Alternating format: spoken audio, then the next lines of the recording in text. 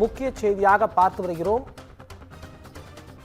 கள்ளக்குறிச்சி அருகே helium cylinder விபத்து தொடர்பாக பலூன் கடை உரிமையாளர் மீது வழக்கு பதியப்பட்டுள்ளது.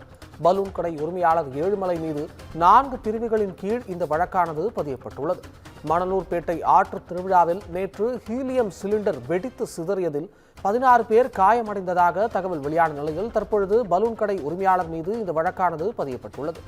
அதாவது கள்ளக்குறிச்சி அருகே ஹீலியம் சிலிண்டர் விபத்து தொடர்பாக மனித உயிருக்கு ஆபத்து விளைவிக்கும் வகையில் நடந்து கொண்டதால் பலூன் கடை உரிமையாளர் மீது இந்த வழக்கானது பதியப்பட்டுள்ளது.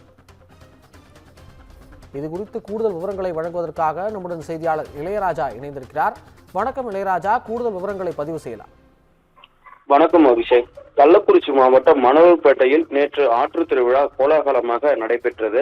இந்த நிலையில் ஆற்று திருவிழா முடிந்த பின்பு இரவு 7 மணிக்கு மேல வீடு திரும்பிய போது பலூன் நிரப்பப்படும் ஹீலியம் சிலிண்டர் வெடித்த விபத்தில் வேங்கையநல்லூர் கிராமத்தைச் சேர்ந்த கலா என்பவர் உயிரிழந்த நிலையில் மேலும் 18 பேர் திருவண்ணாமலை, வேலூர் உள்ளிட்ட பகுதிகளில் உள்ள மருத்துவமனைகளில் சிகிச்சைக்காக அனுமதிக்கப்பட்டு தொடர்ந்து அவர்களுக்கு தீவிர சிகிச்சை அளிக்கப்பட்டு வரும் நிலையில் மணலூர்பேட்டையில் நடைபெற்ற ஆற்று திருவிழாவின் போது மனித உயிர்களுக்கு ஆபத்தை விளைவிக்கும் வகையில் அலட்சியமாக செயல்பட்டது உள்ளிட்ட 4 பிரிவுகளின் கீழ் பலூன் கடை உரிமையாளரான திருவண்ணாமலை மாவட்டம் குளத்தூர் கிராமத்தைச் சேர்ந்த ஏழுமலை என்பவர் மீது மணலூர்பேட்டை போலீசார் வழக்கு பதிவு செய்துள்ளனர்.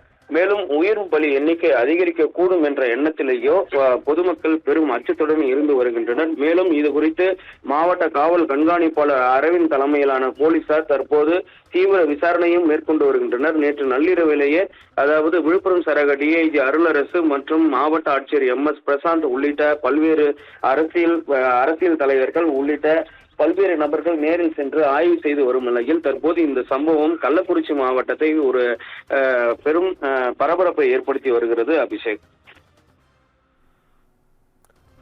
தகவல்களுக்கு நன்றி இளையராஜா.